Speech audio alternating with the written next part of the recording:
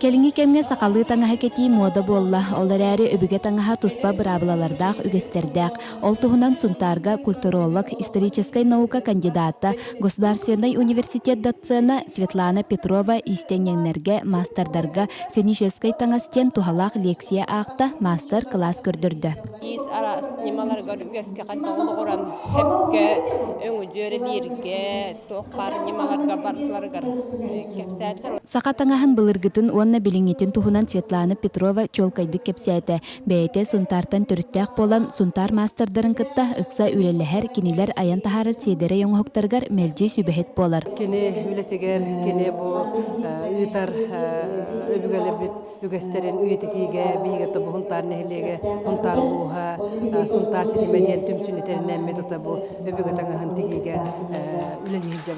Мастер Тамара Игнатьева эдер көлөнәгә анан кыбытыгынан тикпетселеттере тәрәһини кергеттилер. Бу коллекциятын сагалырыгар Светлана Петрова төһү күс болбута.